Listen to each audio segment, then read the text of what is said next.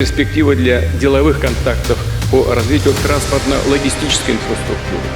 В частности, компания РЖД могла бы подключиться к реализации масштабной инициативы руководства Индонезии о переносе столицы страны на остров Калимантан. Your planned national capital, Nusantara, is an incredibly exciting prospect, a nation-building project signalling where Indonesia is headed.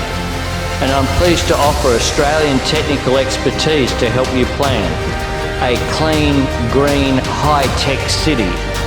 My government also intends to rebuild Australia's Indonesian language skills through support to the Australian Consortium for In-Country Indonesian Studies program.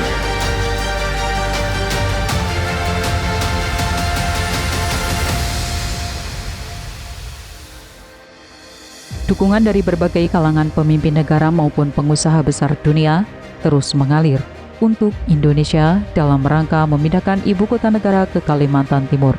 Yang terbaru, sayembara konsep perancangan kawasan dan bangunan gedung di ibu kota negara IKN Nusantara untuk kompleks Istana Wakil Presiden, kompleks perkantoran legislatif, kompleks perkantoran yudikatif, serta kompleks peribadatan pun telah selesai dan ditetapkan pemenangnya pada Selasa 28 Juni 2022. Menteri PUPR Basuki Hadi Mulyono mengatakan IKN akan dibangun secara bertahap dengan mengusung konsep Future Smart Forest City of Indonesia sehingga tetap memperhatikan aspek lingkungan.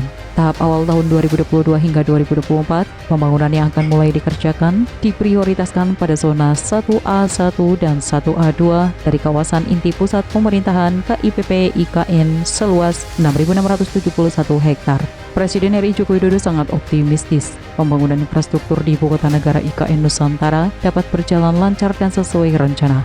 Optimistis itu disampaikan Presiden Jokowi saat meninjau kawasan inti pusat pemerintahan KIPP IKN Nusantara di Kabupaten Penajam Pasar Utara, Kalimantan Timur pada Rabu 22 Juni 2022. Presiden Jokowi menjamin proyek IKN Nusantara akan tetap berlanjut, kendati dirinya tak lagi menjabat di 2024, mengingat Undang-Undang IKN Nusantara sudah didukung oleh mayoritas fraksi di DPR. Ibu kota negara yang memiliki wilayah daratan seluas kurang lebih 2.506.142 hektar dan wilayah perairan laut seluas kurang lebih 68.189 hektar berfungsi sebagai ibu kota negara kesatuan Republik Indonesia yang menjadi tempat penyelenggaraan kegiatan pemerintahan pusat, serta tempat kedudukan perwakilan negara asing dan perwakilan organisasi atau lembaga internasional. Pemindahan ibu kota Nusantara ke Kalimantan akan menjadikannya sebagai economic super hub merupakan salah satu strategi untuk menggeser porsi pertumbuhan ekonomi dan pembangunan dari barat menjadi lebih ke timur melalui pengembangan 6 klaster ekonomi dan 2 klaster pendukung.